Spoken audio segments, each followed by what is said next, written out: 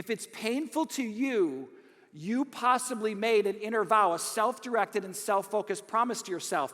It literally is a contract that we sign with ourselves. We are the only one that's signing this contract. And what we're doing is it's a defense mechanism.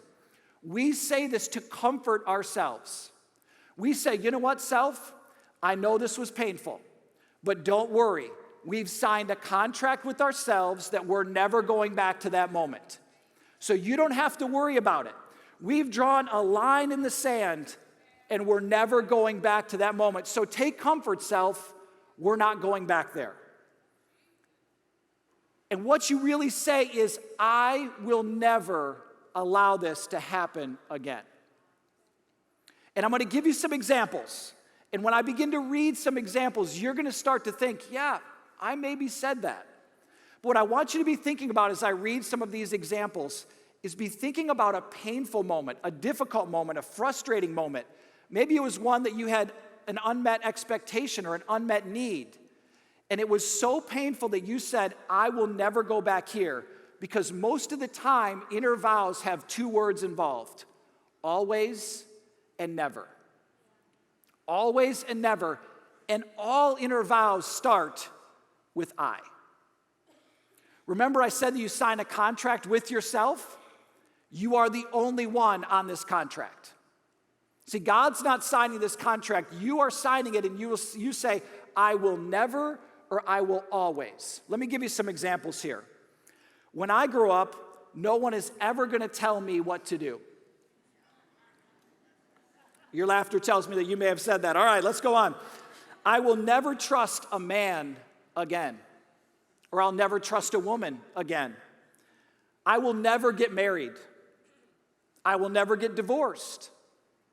I will never have kids. When I grow up, I will never discipline my kids. I'll never fly in an airplane. I'll never fall in love again. I will never let anyone hurt me or get close to me. I will never be poor. I will always be rich. I will never go to church when I grow up. I will never give to the church or trust them with my money. Pastors can't be trusted. I will never trust God again.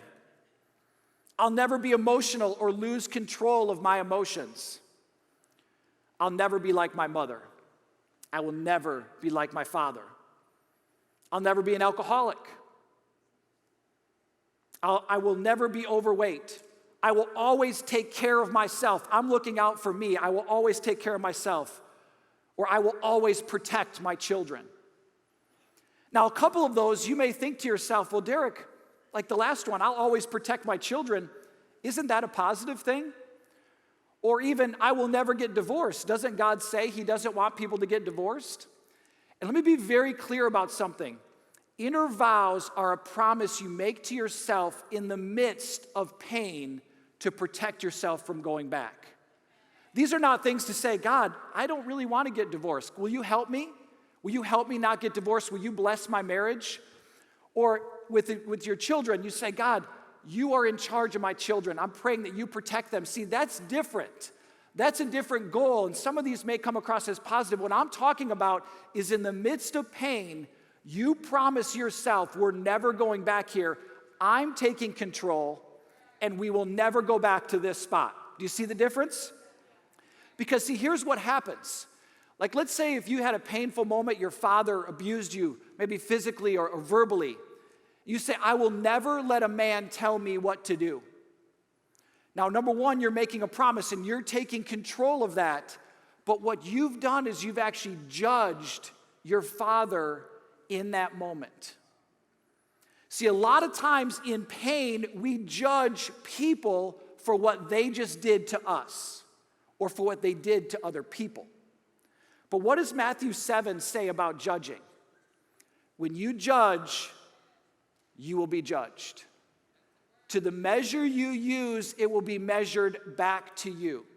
See, many of these inner vows come in pain, and they are connected with a judgment towards someone else.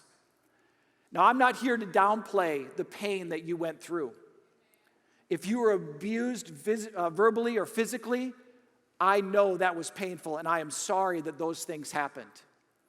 But can I tell you that when these things happen, it is a trap from the enemy to get you to make an inner vow and to judge someone else. Hey everyone, thanks so much for tuning into our YouTube channel. Don't forget to like this video and subscribe so you can stay connected with everything going on here at City First Church. To watch the full sermon this video is taken from, click here. And to watch more inspirational clips like the one you just saw, click here. Thanks so much for watching and God bless.